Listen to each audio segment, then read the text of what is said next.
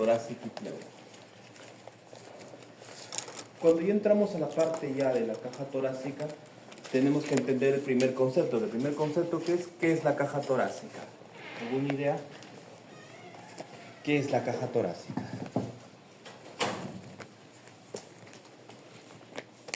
Lo que es el caja torácica. Partimos por el qué es, ¿no? No vayan de frente a la función, sino por el qué es. Esa es la cavidad torácica.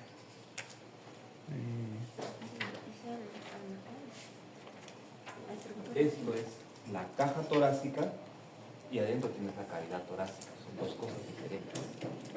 Entonces, ¿qué será la caja torácica?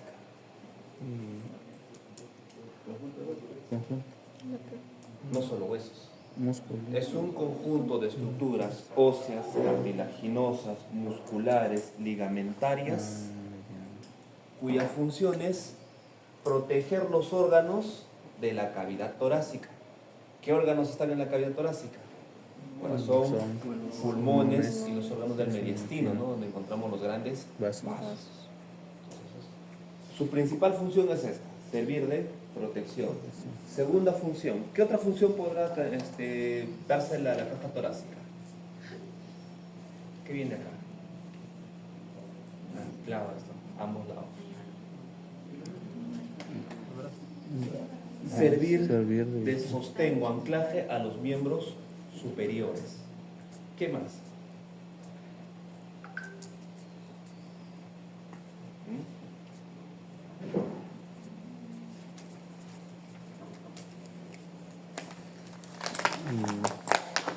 Servir, sobre todo las prominencias óseas, son puntos de inserción para las estructuras musculares que van a formar parte de la pared torácica anterior, posterior y músculos de la pared abdominal. Porque, ojo, incluso los músculos de la pared abdominal van a tener inserciones en los arcos costales, sobre todo los inferiores. Sí. De aquí van a partir muchos músculos que van hacia abajo. ¿Ya? De igual forma, si vemos la parte ósea, muchos músculos van a tener inserciones costales y van a proyectarse incluso hacia la zona lumbar. ¿Qué más? La caja torácica participará o no en la mecánica respiratoria. Sí. ¿Tiene movimiento la caja torácica? Claro, sí. Tiene movimiento porque las costillas tienen movimiento. Entonces, cuando ustedes toman aire, se amplía toda la caja torácica. No solo se mueve el pulmón, no solo se aplana y se incorpora el diafragma, ¿no? Sino también la caja torácica se mueve. Entonces, participa en la mecánica ventilatoria o en la mecánica respiratoria. Además de eso, resiste las presiones negativas internas subatmosféricas. ¿Qué quiere decir? Cuando nosotros respiramos, en el proceso de la respiración nosotros vamos a generar presiones negativas internas que se generan por el retroceso elástico de los pulmones y por el movimiento de inspiración. Entonces, si no hubiera caja torácica y nosotros inspiráramos, todo esto se hundiría, ¿no? No. Que es mucho de lo que pasa cuando tenemos trauma costal múltiple, un bolet costal, ¿no? O el tórax inestable. Si ustedes ven un video y lo buscan en algún momento, el video de un paciente con un trauma torácico múltiple por tórax inestable, ellos hacen esto. Cada vez que respiran, el tórax se hunde. Todo. Juega. Es más, empieza a entrar en desorden, como si tuviera olas encima de los huesos. Hace esto. ¿Qué quiere decir? Ha perdido la capacidad de resistir las presiones internas negativas, ¿no? Si se comunica con el exterior, de igual forma, ¿no? ¿Verdad? Lo que hace es jalar el aire del ambiente, lo absorbe, generando neumotórax. Chupa ese aire que viene de afuera y lo mete a la cavidad torácica. Entonces, para eso sirve la caja torácica. Una costumbre. Entonces, haciendo un poquito de anatomía en superficie, esto nos sirve como un mapa. En este mapa vamos a trazar varias líneas. Una de ellas, partiendo por el medio, es cotadura o cisura supraesternal, que básicamente es la cisura yugular. Trazamos una línea media por la línea longitudinal y vamos a encontrar la línea medio esternal. Paralela a esta vamos a buscar dos prominencias óseas que parten de las clavículas en su tercio medio. Líneas medio externales. Hacia la lateral tendremos la línea medio axilar, axilar anterior, axilar posterior. Y hacia atrás tendremos la línea medio espinal que va siguiendo la línea de las apófisis espinosas.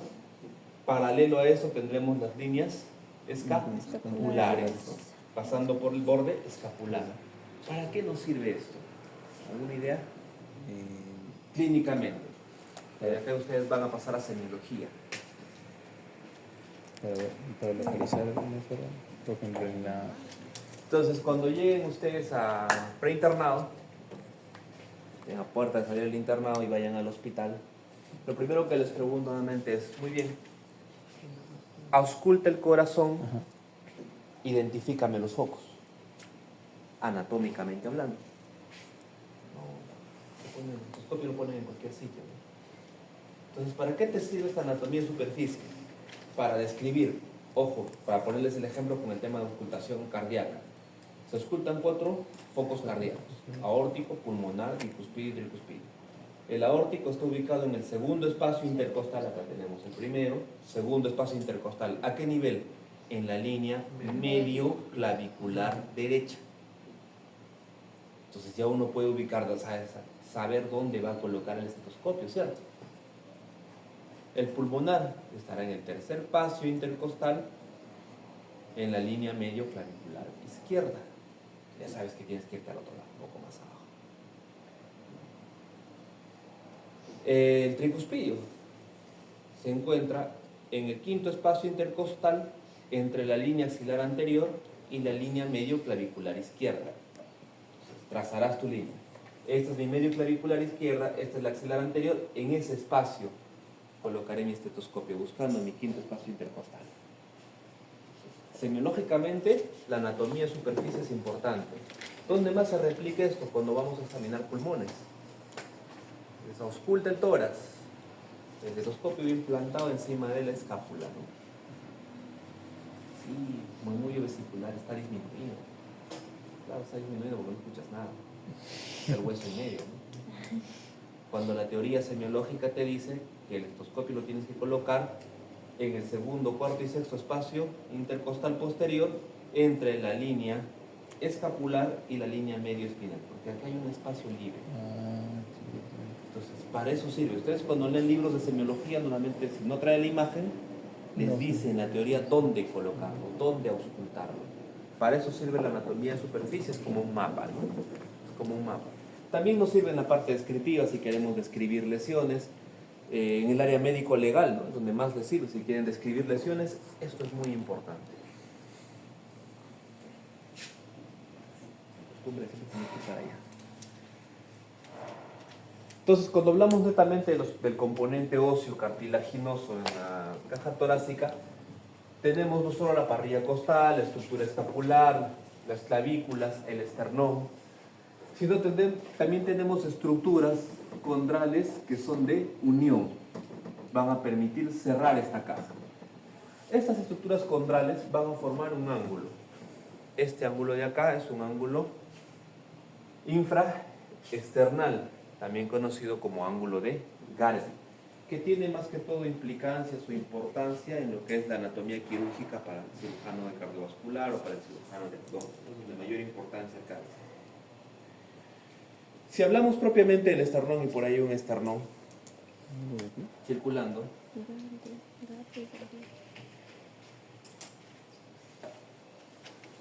el esternón tiene sus partes. Tiene un manubrio, un cuerpo y un apófisis sifoides. Estas tres estructuras están unidas a través de superficies articulares. ¿Ya? ¿Qué superficies articulares son estos? La manubrio esternal, esta de acá, la sifo esternal. Son las dos articulaciones que los van a unir. Manubrio esternal Manubrio esternal y sifo esternal. Además, si nosotros identificamos solamente al manubrio, el manubrio tiene sus partes.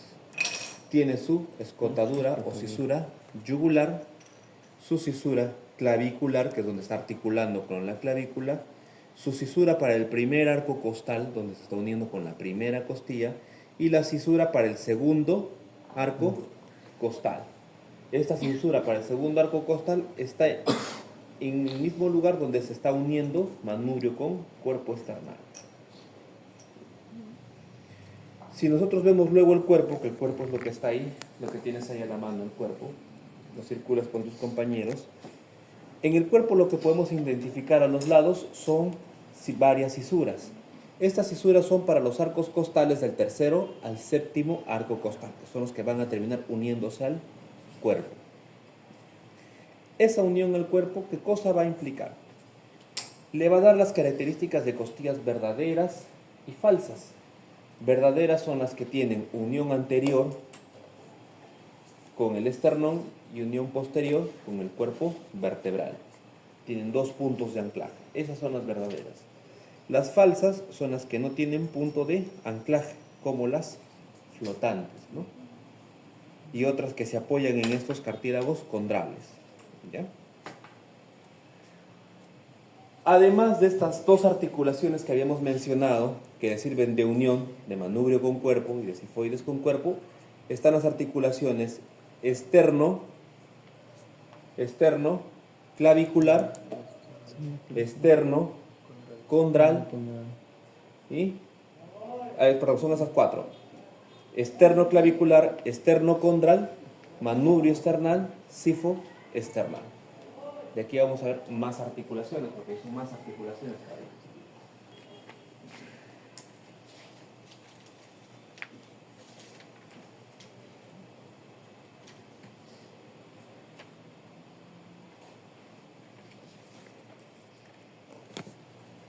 Entonces no se olviden de las partes que tiene cada estructura del esternón. Y aquí quiero que me presten atención en algo.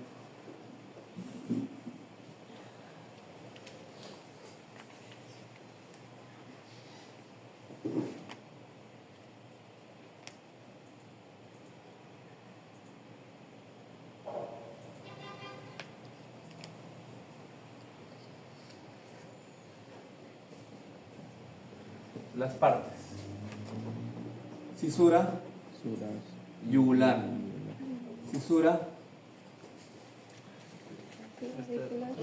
clavicular, cisura para el primer arco costal, cisura para el segundo arco costal. Recuerden que les dije, la cisura que está que va a articular con el segundo arco costal está justo en la unión manubrio esternal. Si ustedes se dan cuenta, acá forma un ángulo. Ese ángulo se llama el ángulo de Lois. El ángulo de Lois, que tiene importancia. Si tú trazas una línea imaginaria entre el ángulo de Lois y el cuarto espacio intervertebral a nivel de T4, lo que está por encima, mediastino superior, lo que está por debajo, mediastino inferior. O sea, sirve para dividir las cavidades del mediastino. Cuando hagamos un cardio mediastino, vamos a volver a tocar esa línea imaginaria, porque ahí nos genera límites.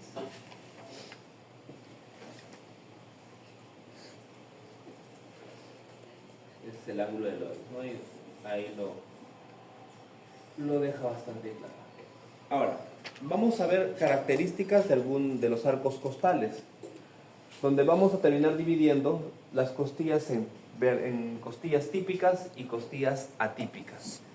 Las típicas tienen cabeza, como las que tienen en mesa, tienen una cabeza, tienen una cara articular, tienen su tubérculo con su superficie articular, tienen un cuello que es básicamente el ángulo y una zona del cuerpo que termina en una zona articular distal, que es lo que va a articular finalmente con el cartílago costal. Entonces tendremos estas características, ¿no? Toda esta zona, partiendo desde acá atrás: cabeza, tubérculo, la zona del ángulo, la zona del cuerpo, y aquí su superficie articular, ¿no? Con el cartílago costal. ¿Qué costillas son típicas? ¿Cuáles respetan esa estructura? De la tercera a la novena. Eso significa que si hay típicas, hay atípicas. ¿Y cuáles son las atípicas? Ahí en mesa tienen, ahí están individualmente, por ahí hay también al frente. Ese es el primer arco costal. El primer arco costal es una de las atípicas. ¿Qué características tiene? Es corta, es ancha y está más angulada. ¿Ya? Es corta, es ancha y está más angulada, ¿no? Es la primera que ves en esta zona de acá. ¿Qué otras características guarda ese arco costal? Tiene solo una superficie, una cara articular en su cabeza para unirse con T1. Además, en el tubérculo, los surcos están separados por una cresta y un tubérculo del músculo escaleno anterior. Entonces, en el primer arco costal le va a generar inserción para el músculo escaleno anterior. Otro arco costal es el segundo, es otro de los atípicos. El segundo es más delgado, menos curvado. Este ya puede articular con dos vértebras, con T1 y T2. O sea, ya tiene superficie articular para dos cuerpos vertebrales. Además, presenta en su cara superior presenta inserciones para la tuberosidad del músculo serrato anterior.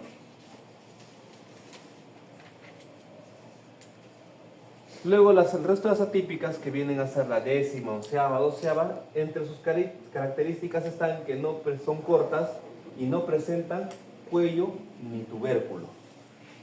¿Por qué no presentarán tubérculo? Porque estas costillas solamente van a articular con un cuerpo vertebral.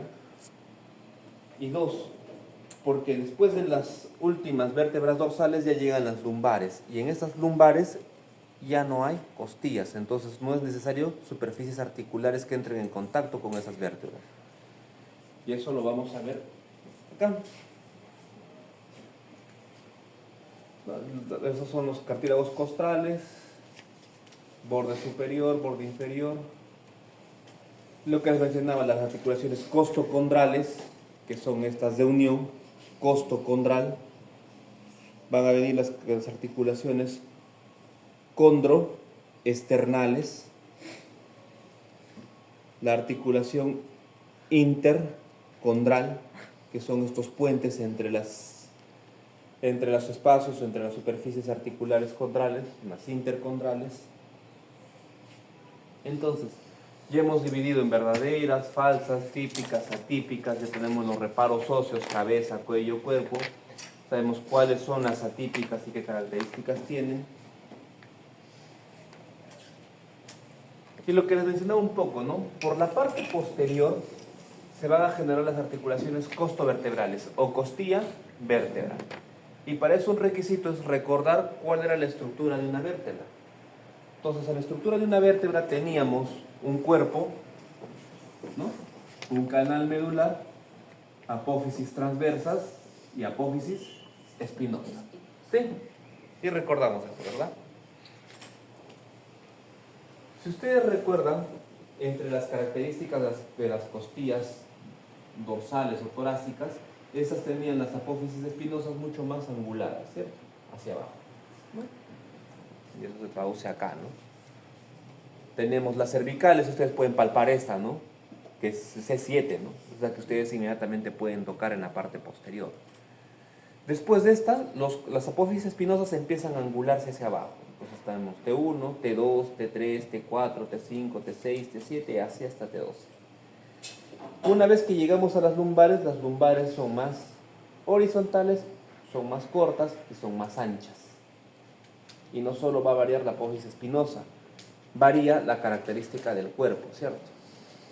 Mientras una es menos prominente, la lumbar es mucho más ancha, esta es mucho más tubular. Ahora, presten la atención a esta parte de acá. Entre los dos cuerpos vertebrales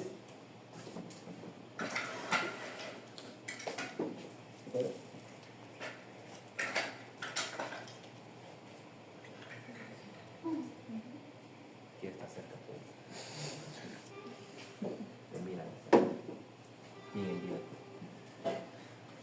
entre ambos cuerpos vertebrales hay hemicarías articulares. La vértebra va a ir directamente encalzada acá. Entonces va a tener superficie articular tanto para la vértebra superior como para su vértebra inferior. Además, tiene caría articular con la apófisis transversa. Entonces tiene 3 superficies de contacto. ¿Para qué? Para que le den movimiento. Entonces, una vez que el arco costal ingresa acá y entra en contacto con esto, va a hacer este movimiento. Entonces, si ustedes tocan su parrilla costal, sus costillas, y toman aire de forma profunda, van a notar este movimiento. La costilla es esto. Es decir, imaginemos que mis brazos son las costillas y cada vez que inspiro, hace esto. Hace este movimiento de vaivén. Y para eso necesita este juego a nivel de los arcos costales y la columna vertebral, además de la superficie con la apófisis transversa. Entonces, en estos arcos costales, ahí hay uno, acá hay otro, esto van a circularlo, están las superficies de contacto y aquí van a identificar las estructuras. Tienen al proceso transverso de la vértebra en contacto con el tubérculo costal. ¿Sí? ¿Identificaste? Tienes tu apófisis transversa, tubérculo costal. Pasa a la siguiente. Igualito, identifica. Tu apófisis transversa, tubérculo costal. Círculalo, por favor. Identifiquen las estructuras.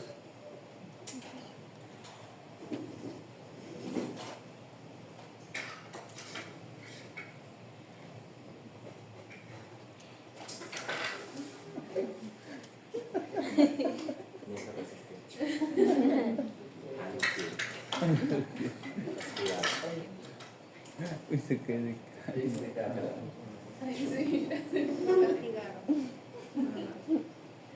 resintió. Se resintió. Hay una atracción. Ah, se resintió. ¿Quién en vida fue?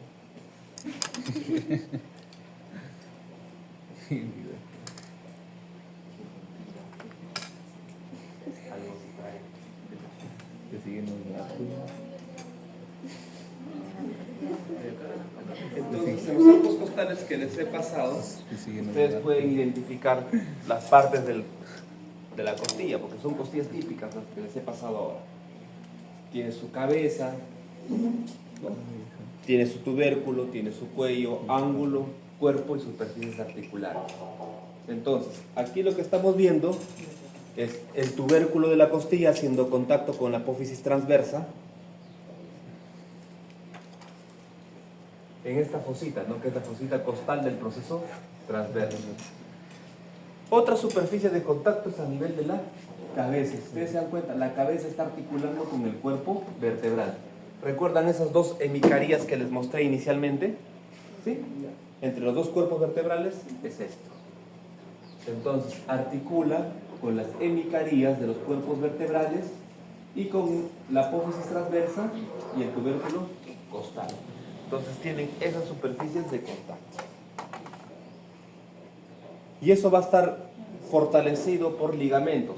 Un ligamento tenemos aquí, el ligamento intraarticular, el ligamento radiado,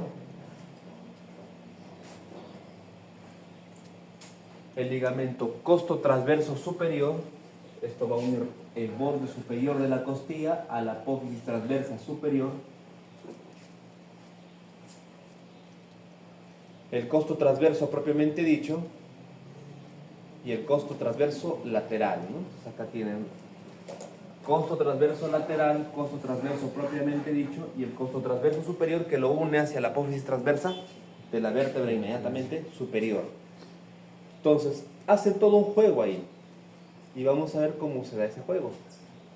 Entonces, primero tenemos esa unión ósea y cómo se va a generar el movimiento. Y ahora lo vemos junto con los ligamentos. Ligamento radiado, y el costo transverso superior. Y ahí se genera el juego del movimiento articular costo vertebral. Entonces ya vimos las caras articulares que tiene tanto la articulación costo vertebral como la costo transversa, los ligamentos que participan con cada una y los movimientos que pueden realizar. Entonces, no nos olvidemos de las estructuras de las articulaciones costovertebrales, costotransversas y por delante las esternocostales.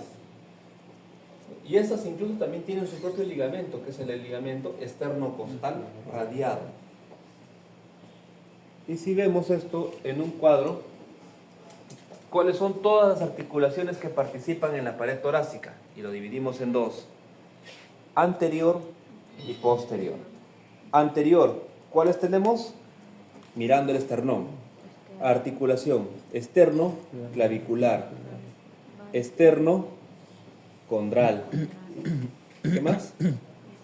Manubrio esternal, sifo esternal. ¿Qué más? Esterno-costal. ¿Qué más? Intercondral. Entonces, todas las articulaciones que hemos revisado que están ligadas al esternón, todas estas son de pared anterior. Mientras que las articulaciones de la pared posterior solo son dos: costo vertebral y costo transversa, ¿no? O la intervertebral. Intervertebral, costo vertebral. Y la costo vertebral la va a dividir en costo vertebral y costo transversa. Porque básicamente la costo transversa es la que se apoya en el ligamento costo transverso superior. Mientras que la costo vertebral es la unión solamente de la cabeza con el cuerpo vertebral. ¿Sí? Se recordaban esas dos superficies de contacto, ¿cierto? Cuerpo vertebral, cabeza, ¿no? Entre los dos cuerpos vertebrales. Ahí tienes la articulación costo vertebral. Mientras que la unión o el contacto entre el tubérculo costal y la apófisis transversa genera la unión costo transversa.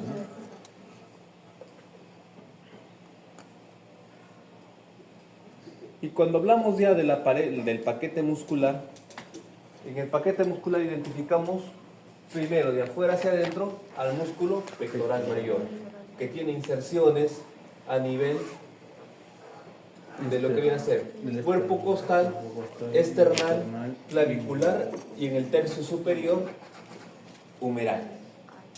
Si nosotros retiramos de esta zona el músculo pectoral mayor, tenemos al pectoral menor. Y el pectoral menor tenía una participación, ¿no?, en la irrigación del miembro superior, sobre todo a nivel de la arteria subclavia, ¿no? La dividía en 3 porciones, ¿cierto?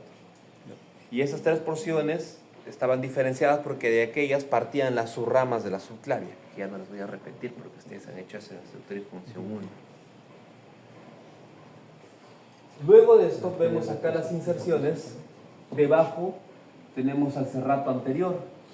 Debajo del serrato anterior también fibras del oblicuo externo. Estos dos ya son músculos que van proyectados hacia la pared abdominal. Por delante tendremos oblicuo externo, debajo tenemos al oblicuo interno y mucho más abajo al músculo transverso. Más pegado hacia el centro, hacia la línea longitudinal o hacia la línea medial, los músculos rectos del abdomen, que van a insertarse desde la zona external. ¿Sí? Entonces recuerdan que dentro de las funciones estaban servir de puntos de inserción para los músculos tanto de la pared torácica como de la pared abdominal.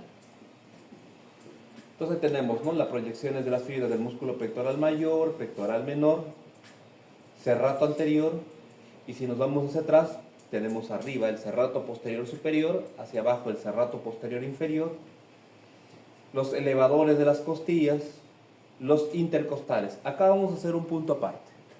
En los intercostales hay 3 capas: intercostal externo, intercostal interno, intercostal íntimo. Son 3 capas. Entre el interno y el íntimo transita el van intercostal, o sea, la vena, arteria y nervio intercostal. Entonces tenemos la intercostal interno, el intercostal íntimo, que es la capa más profunda, ¿no? Los subcostales y el transverso del tórax, ¿no? Y acá tenemos todos los músculos de la pared torácica.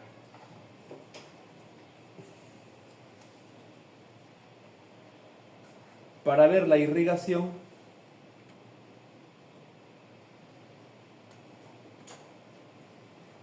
vamos a dividirlo así. Esto es la pared anterior, esto es la pared posterior. Entonces la irrigación viene dado por dos ramas principales: las intercostales anteriores e intercostales posteriores. Las intercostales anteriores nacen de la arteria torácica interna, también conocida como mamaria interna, que nace en la subclavia. Esta arteria corre en paralelo al cuerpo external, tanto al lado derecho como al lado izquierdo, por la pared anterior. Una vez que deja la pared torácica, continúa su camino hacia la pared abdominal, cambia de nombre, epigástrica superior. ¿Sí? ¿Se entiende? Ya. Entonces, dibuje o esquematice la irrigación de la pared anterior del tórax. Mamaria y Intercostal anterior, y la rama de la torácica interna mamaria, rama de la subclavia. Subclavia al lado derecho se une con la carótida común para formar el tronco brachiocefálico, callado aórtico. Si fuera al lado izquierdo, torácica interna izquierda, directo a la subclavia, y la subclavia directo al callado aórtico. Ahora, el lado, ya vimos por adelante, ahora lo vemos por detrás. Por la arteria intercostal posterior. La arteria intercostal posterior es rama directa de la aorta torácica descendente. Entonces, nuevamente aquí, ¿no? Como les dije en bronquios, las ramas de la aorta torácica descendente tienen ramas viscerales y ramas parietales. Una de las ramas viscerales eran las arterias bronquiales. Y dentro de las ramas viscerales, parietales, tenemos las arterias intercostales posteriores. ¿Ya? Y la aorta torácica descendente, rama de quién? El callado aórtico.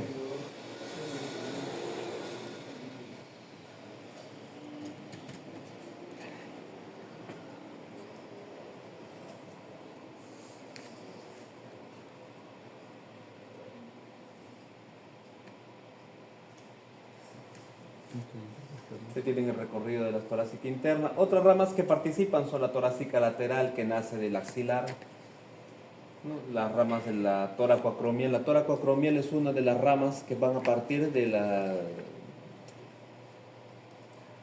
axilar. Ojo, el axilar, se recuerdan que les mencioné que se dividía por el músculo pectoral, ¿cierto? En 3 segmentos. Ya. La toracoacromial nace en el segmento, si no me recuerdo, el segmento 2. Tiene la torácica superior, la intercostal anterior, rama de la mamaria, torácica interna, las subcostales, intercostales posteriores. Entonces, en resumen, tenemos intercostal posterior y subcostal, aorta torácica descendente. Intercostal anterior es rama de la torácica interna, y la torácica interna es rama de la subclavia. solamente hay tres. Subclavia, mamaria y intercostal. Si hablamos del drenaje venoso, también dividimos anterior y posterior. Vena intercostal anterior, vena intercostal posterior. La vena intercostal anterior drena en la vena torácica interna, y la vena torácica interna drena en la vena brachiocefálica. Puede ser vena brachiocefálica derecha, vena brachiocefálica izquierda. Y la vena brachiocefálica drena en la vena cava superior. ¿Sí? Se entiende el recorrido, ¿verdad? Sí. La vena intercostal posterior va a drenar en el sistema ácigos hemiácigos. Ah, sí, ácidos. Entonces, estas son las intercostales posteriores. Estamos viendo la caja torácica por dentro, ¿no? Sin órganos.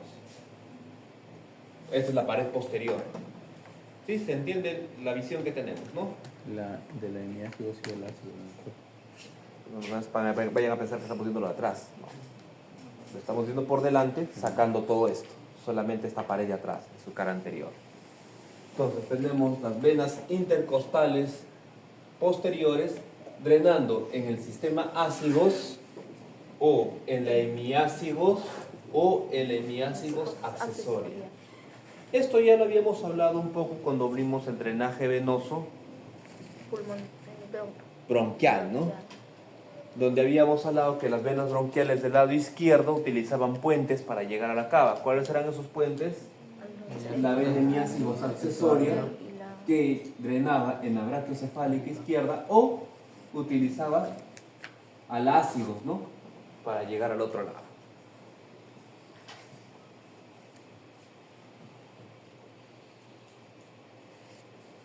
Si hablamos de inervación, cuando hablamos de inervación de la pared torácica, ojo, no es lo mismo que la inervación pulmonar, es diferente. En la pared torácica tenemos dos fibras, tanto las somáticas a nivel de piel, las somáticas sensoriales a nivel de piel, y las somáticas motoras a nivel de músculo. Estas van a distribuirse de acuerdo a los dermatomas, ¿no? Eso lo han hecho en neuroanatomía, en estructura y función 1, ¿no? La distribución de los dermatomas de Forster. Entonces, donde cada raíz o cada núcleo genera una raíz en faja, ¿no? ¿Eso dónde nos sirve? Por saber pacientes que tienen herpes zóster, ¿no? La lesión del herpes respeta el dermatoma, es decir, viene el paciente con una erupción pruriginosa, ampular, eritematosa, que respeta como si se le dibujara toda una correa. No invade otros espacios, no va hacia otros sitios, respeta su dermatoma. ¿Y es por qué? Porque el virus probablemente se ha ubicado en la zona del ganglio espinal, y del ganglio espinal está disparando hacia el dermatoma que le corresponde. ¿Ya? Más o menos para ubicarnos en esto. Entonces, una vez que se genera el estímulo, sea somático, sensorial o motor, a nivel de la piel o a nivel del músculo, esta información viaja, ¿no? Y termina en el ganglio espinal, que está previo al ingreso al canal medular. Lo va a distribuir luego esta información hacia sus raíces, tanto anteriores o posteriores dentro de la estructura de la médula espinal. Y esta información va a llegar a la sustancia gris o a la sustancia blanca. Sustancia gris. Si es sensorial, ¿va al asta anterior o al asta posterior? Al asta posterior. Posterior. ¿Y si es motor? Más anterior. Al asta anterior. Y ahí se distribuye el impulso, siguiendo o respetando las láminas de Rexel. Se han hecho las láminas de Rexel, ¿verdad? Claro, han hecho en médula espinal. Son 10 láminas. Una.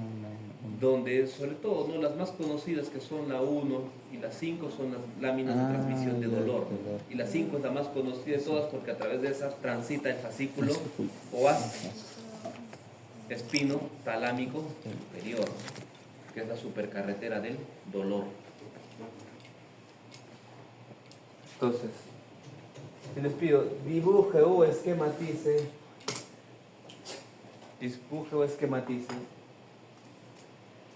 la transmisión nerviosa en la inervación de la pared torácica.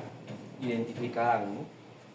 Su zona somático-sensorial, su zona somático-motora y su transmisión a través del ganglio espinal a la médula espinal.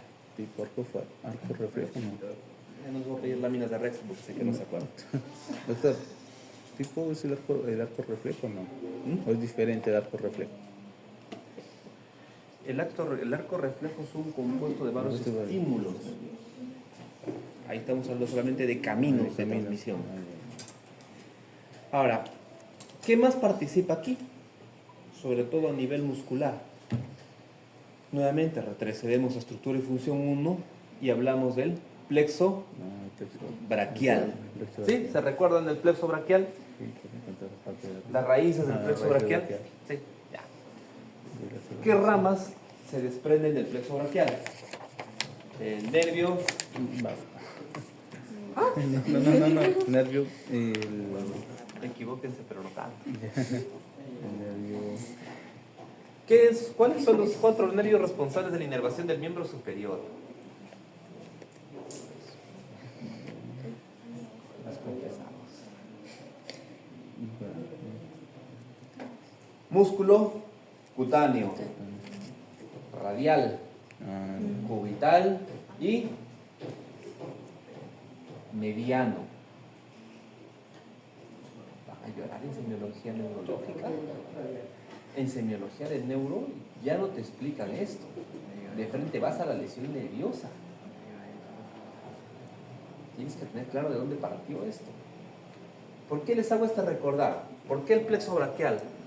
Porque de esas 4 ramas principales, que son las ramas terminales que van hacia el miembro superior, hay ramas intermedias. Dentro de esas ramas intermedias hay 2 que son las más importantes en la parte de pared torácica. Hay más, pero hay 2 importantes. El nervio torácico largo nace de C5 a C7. Comparte origen o raíz con el nervio diafragmático o nervio frénico. El nervio torácico largo es uno de los principales encargados en inervar la pared muscular del tórax, la pared torácica muscular, o sea, los músculos respiratorios accesorios. El otro es el frénico, que es el encargado de inervar el diafragma.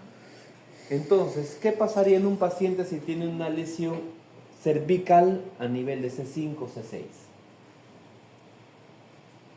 ¿Qué es lo peor que le va a pasar a ese paciente?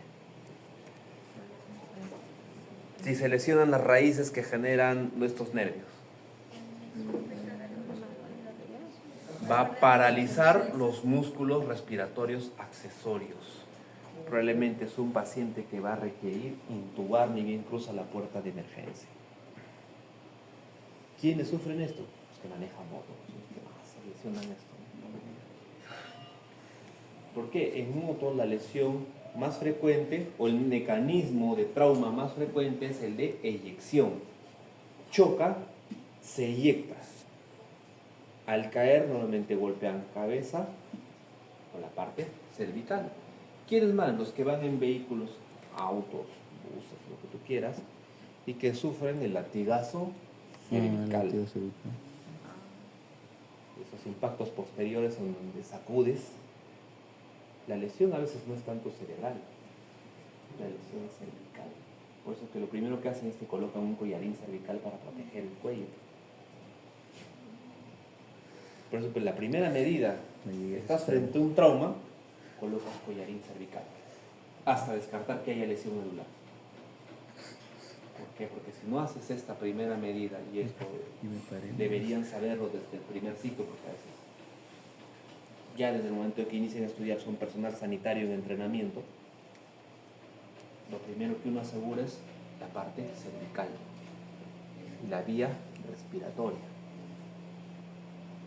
Una vez el accidente de tránsito, a tirar en la pista, agarra a alguien, yo lo cargo, lo levanto y el cuello. El paciente llega al hospital para firmarle el certificado de función. ¿No? O llegan y probablemente era una lesión menor,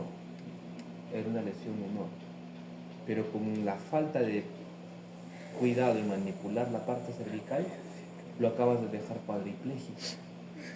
El paciente ya no mueve brazos, no mueve piernas, y no solo eso, que de repente es el mejor escenario, ¿no? Pero son héroes. El peor escenario es que ese paciente va a llegar a sala, va a llegar a la sala de urgencias, a la emergencia, al trauma shock, y es un paciente que va a tener problemas con la ventilación. Porque si paralizas músculos respiratorios, esto se convierte en una caja rígida. Ya no deja de participar en la mecánica ventilatoria. Ya no se va a ampliar. ¿Quién ayuda a que esto se amplíe? Los músculos. Si los músculos se paralizan, esto es una caja rígida. Entonces, cuando el pulmón quiera expandirse en la inspiración, va a chocar contra esta pared rígida. Es más, no va a tener ni siquiera fuerza para ampliarse, porque ¿quién le ayuda? El diafragma. El diafragma empuja y se aplana, ¿cierto? Cuando se aplana es porque le está dando el espacio suficiente para que esta esponja pulmonar pueda expandirse, ¿no? Y pueda alcanzar su capacidad vital máxima, ¿no? Volúmenes respiratorios. Si ya han llevado estructura y función antes, recordarán que en fisiología respiratoria se habla sobre volumen tidal, volumen expiratorio forzado, ¿no? Volumen vital. Entonces, esa mecánica se ve influenciada por la pared torácica. Si nosotros le reducimos espacio, le quitamos capacidad al pulmón de poder expandirse. Entonces el paciente probablemente tendrá una respiración superficial porque es lo poco que le va a alcanzar, ¿no? Intenta ventilar con lo que puede, ¿no? Que el pulmón no se expande, está ahí, como una esponjita chiquita. Es más, la expiración le va a costar porque como no hay algo que empuje para expirar, la expiración va a ser bien dificultosa. Entonces, ¿qué es lo que va a hacer el paciente? Va a acumular CO2. ¿Quién se lleva estructura y función antes? Todos, creo, ¿no? Entonces, si acumula CO2, ¿qué va a pasar? En el medio interno va a generar una acidosis Acidosis respiratoria. Si genera una acidosis respiratoria, ¿cuál es el órgano que se activa para frenar eso? Los riñones, ¿no? El buffer renal o el tampón renal. Generando un equilibrio a través de lo que es equilibrar el bicarbonato. Entonces ahí en fisiología van a hacer sus ejercicios de la acidosis respiratoria y sus compensatorios metabólicos, ¿cierto? Bastante común hacer esos ejercicios, ¿no? Cómo se equilibra el CO2 y el bicarbonato. Pero imagínense, no solo tiene trauma cervical, sino también por ahí se amputó una pierna y está que se desangra. Cuando pierdes volumen, el cuerpo hace recesión. ¿Qué quiere decir? Corta, cierra caños. Como el cuerpo cierra caños, para no perder más, hace vasoconstricciones distales. Uno de los primeros órganos en ser sacrificado es el riñón. Así que imagínate, el que te debía equilibrar el medio interno, que es el riñón, es sacrificado por el cuerpo. Porque redistribuye toda la sangre a órganos vitales, cerebro y corazón. Y la complejidad de lo que tiene que analizar, ¿no? El médico emergencista, el cirujano de trauma, para manejar ese paciente. Ya no es un paciente cualquiera, es un paciente muy complejo, ¿no? Probablemente no lo va a matar la pierna amputada, no lo va a matar la fractura costal múltiple, no lo va a matar directamente el trauma cervical, lo va a matar la disfunción del medio interno. Entonces, cuando ustedes están en el segmento de renal, en renal les enseñan eso, ¿cierto? En renal les enseñan medio interno. Entonces, una de las clases a la que más atención le deben poner, porque esa es la piedra angular de toda la medicina interna. Si no lo entiendes ahí, van a volar y luego no van a entender nada. Ahora, miren, ahí está el recorrido del nervio torácico largo. Hay otros nervios accesorios como los torácicos lateral, pectoral lateral y el pectoral medial, ¿no? Que también colaboran, pero el principal ahí es el torácico largo. Entonces ahí está todo el resumen, tanto de las arterias, las venas y los nervios, y un bonus track con sus nervios y sus raíces de donde nacen a nivel del plexo braquial. Pero lean el libro también, por favor. Otra de las cosas que interesan aquí son los espacios intercostales. En el espacio intercostal hay que tener en cuenta algo. En los espacios intercostales transitan el van intercostal. ¿Cuál será este van intercostal? Vena, arteria y nervio intercostal. Si ustedes palpan las costillas que tienen en mesa, palpen los bordes, tanto borde superior como el borde inferior. En el borde inferior, en su cara interna, van a palpar una muesca como esta. Se palpa, se siente como un canal. ¿Qué quiere decir? Que detrás de ese canal va a guardar este van, lo va a proteger. Mientras que en el borde superior, no. Entonces, si tú quieres hacer un procedimiento y abordar la cavidad pulmonar o la cavidad torácica, el procedimiento debe ir pegado hacia el borde inferior de la costilla superior. Porque si tú te pegas al borde superior, Daños un poco. te vas a llevar en el camino vena, arteria y nervio. Y a veces entra el neumólogo a hacer un drenaje de líquido pleural para mandarlo a estudio y el paciente queda con dolor crónico, ¿no? El paciente cada vez que respira le duele. ¿Tú crees que volverá? No. No duele. A veces el cirujano agarra en paciente en contexto de trauma, paciente llega con hemoneumotórax o hemotórax. Le hacemos drenaje pleural y el paciente le sacas el tubo y de ahí le queda un dolor crónico para toda su vida. Seccionas el nervio de esa zona, ¿no? El paciente queda con un dolor crónico. Entonces, para la parte procedimental, conocer reparos anatómicos es importante. Entonces, cuando ahí les enseñen a hacer un drenaje torácico, ¿no? O por la parte de la teoría del drenaje torácico o los abordajes procedimentales en cavidad torácica, ya saben la parte anatómica. Cuando hablamos ya, metiéndonos mucho más hacia la cavidad, cuando hablamos de pleura, la pleura es una capa mesotelial, ¿no? Es una hoja monocelular que es básicamente esta estructura laminar que va a recubrir tanto órganos, visceral, como pared, parietal. Es el mismo concepto que se maneja tanto para pleura como para peritoneo. Son capas mesoteliales. ¿Cuál es la función a nivel de tórax? Está envuelto el órgano, pulmón, pleura visceral, tienes pleura parietal. Cuando tú respiras y esto se amplía, hace este juego con la pared.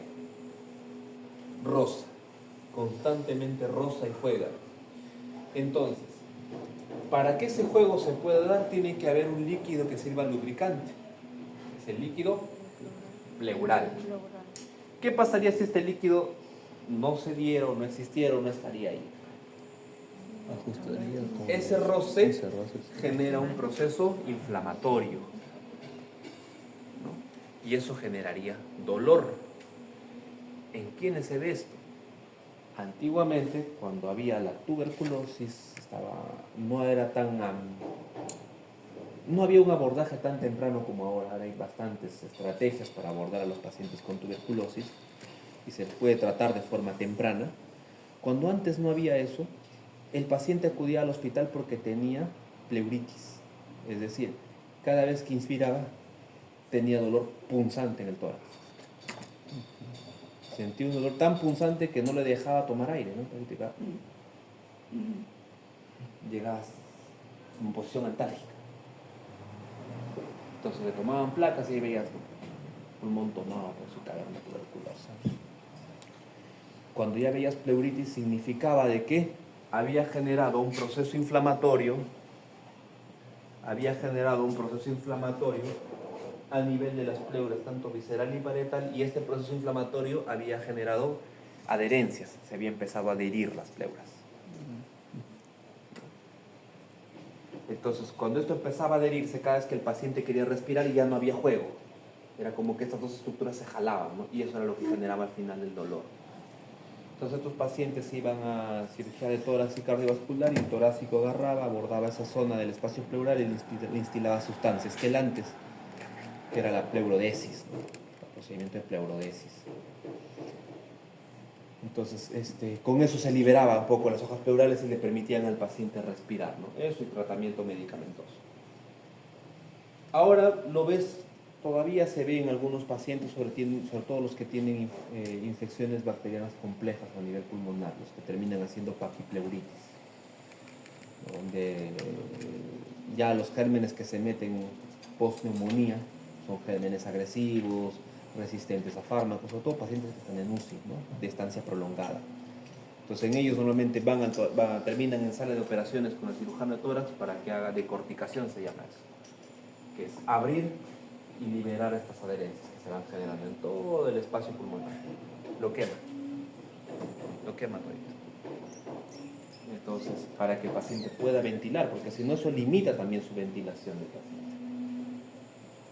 Este espacio, que si bien es cierto solamente hay líquido pleural laminar en poca cantidad, puede llenarse. Si de repente estamos en el contexto de un golpe, trauma, se puede llenar de sangre, se puede llenar de aire si es que de repente la costilla agarra y se fractura, se mete en la cavidad pulmonar. Nos ayuda nuestro amigo. ¿No está fracturado? Ah, sí, fracturado. Que ha venido que tiene trauma costal múltiple, ¿no? Tiene boletos acá.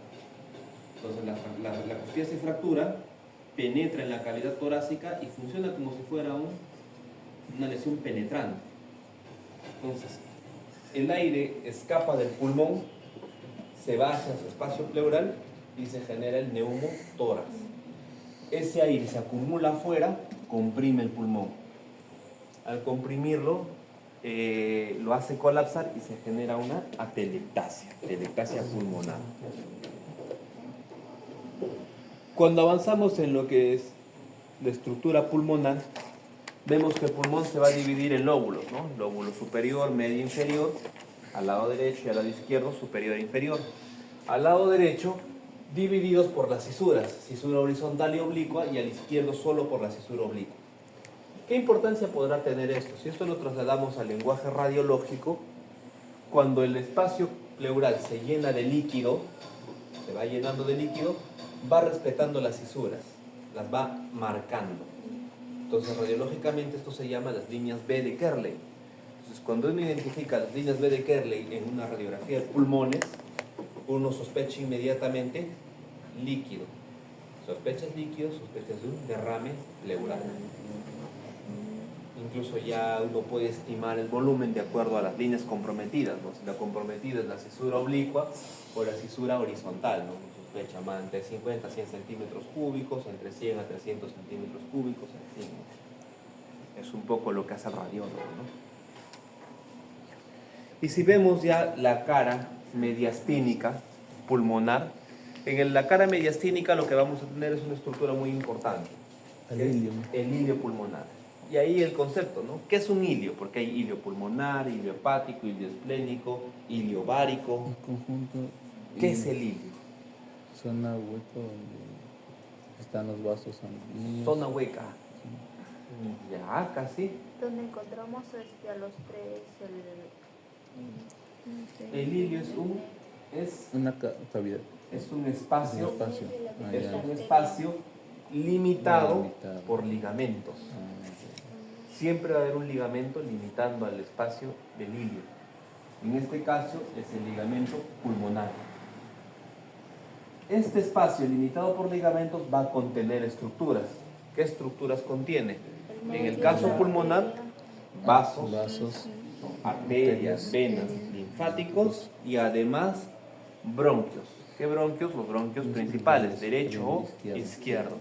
Si habláramos del hilio hepático, contiene vasos, arterias, venas y conductos hepáticos.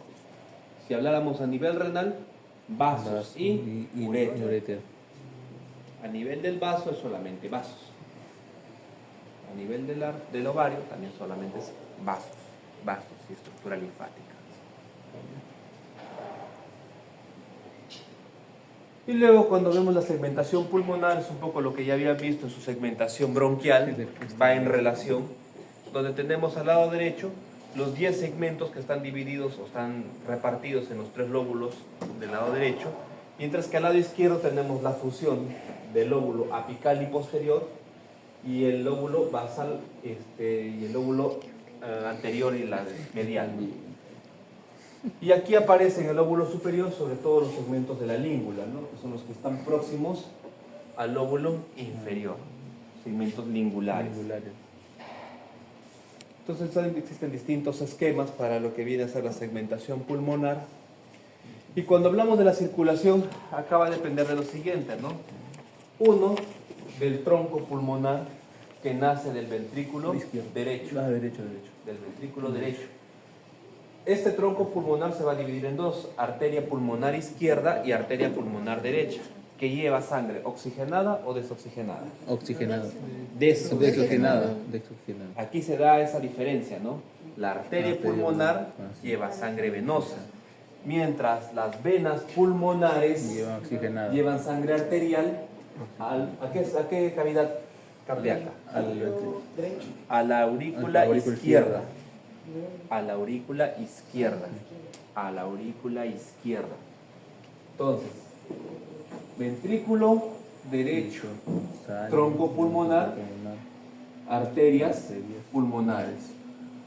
Venas pulmonares, tienes 4 venas pulmonares entrando hacia la aurícula izquierda. Luego esto va a transitar hacia el ventrículo izquierdo y se inyecta la sangre oxigenada hacia la aorta, ¿no?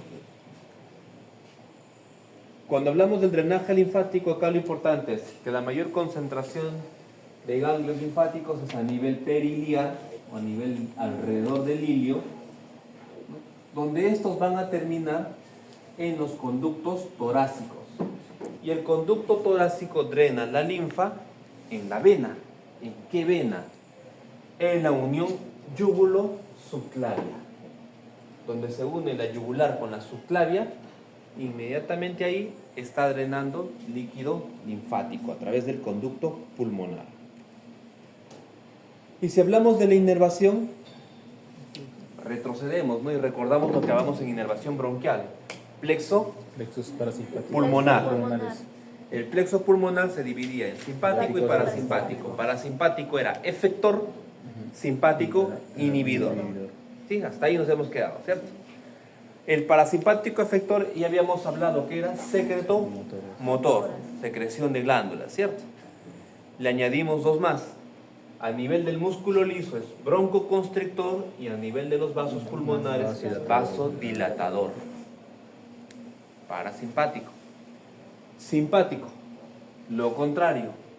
A nivel del músculo liso es broncodilatador, a nivel de los vasos pulmonares es vasoconstrictor y a nivel de las mucosas bronquiales inhibidor de la secreción bronquial. Entonces recuerdan que hicimos el ejemplo del asma, ¿no? ¿Qué queríamos en el asma? ¿Qué pasa en el asma? Se cierra. O sea, el músculo liso bronquial se contrae, se llena de moco, se llena de secreciones. Entonces, ¿cuál es nuestro objetivo con el tratamiento? ¿Qué buscamos con el tratamiento? Abrir la vía aérea y disminuir la cantidad de secreciones. ¿Qué fármaco utilizamos? Simpático mimético. Porque el efecto que vamos a lograr es broncodilatar, inhibir secreciones. Entonces, así se razona en la farmacología. Si no van a aprender farmacología para técnico de farmacia, que solo sabe que el salbutamol sirve para el asma. El cómo funciona, Dios sabe, pero es para el asma. Entonces, la idea es, la farmacología tiene una base de análisis. Esa base de análisis es anatómico-fisiológico. Y dentro de lo que es anatómico es neuroanatómico. Ahí va a participar muchísimo la inervación simpática y parasimpática. Y en los simpático-miméticos o simpático-agonistas y harán los beta-2 agonistas, beta-1, mixtos, ¿no? Participan un montón de cadenas ahí. Pero ese es el análisis de dónde parte. Y es más fácil de entenderlo así cuando uno quiere dar tratamiento. Que si no solamente aprendemos de memoria el fármaco.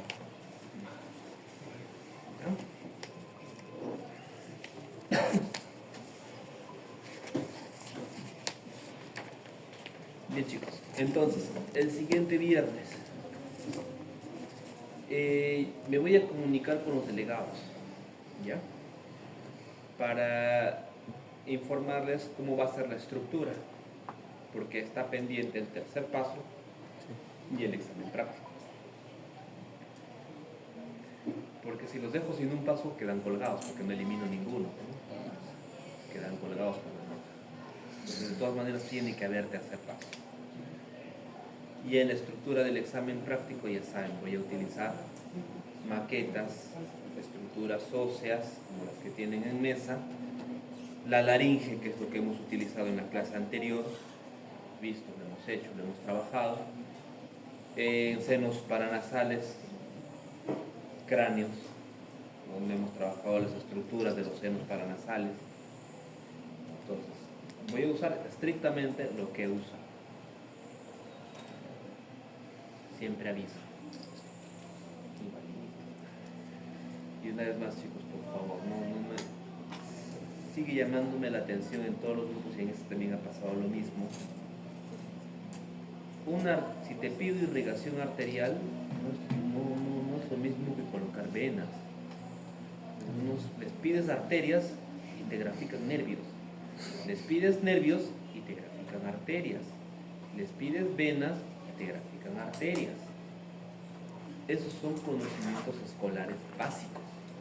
¿Qué es una arteria? ¿Qué es una vena? ¿Qué es un nervio? No sé si les da nervios si se equivocan en el examen. No sé qué es lo que pasa. Pero esos son conceptos en los que no te puedes equivocar, que no es igual. No, es que los nombres se parecen, ¿sí? Pero no es igual. Irrigación. No es igual. Igual, cuando hablamos de la parte vascular, no es lo mismo derecha que izquierda, que superior e inferior, anterior y posterior. Existen arterias etmoidales anteriores y posteriores, no superiores e inferiores. No es lo mismo, pero suena parecido. No. En anatomía todo tiene un nombre y apellido. Ahí no hay interpretación. Tiene nombre y apellido. Y cuando pasemos a cardio en la estructura de aorta y grandes vasos y veamos toda la circulación corporal, no hay punto de equivocación ahí. Porque es muy distinto decir anterior a decir inferior. Es muy distinto decir posterior a decir superior. Te dibuja estructuras completamente diferentes. ¿Sí? Entonces, en ese punto tengan cuidado y analicen bien la pregunta. ¿Chicos? Muy bien, el siguiente viernes.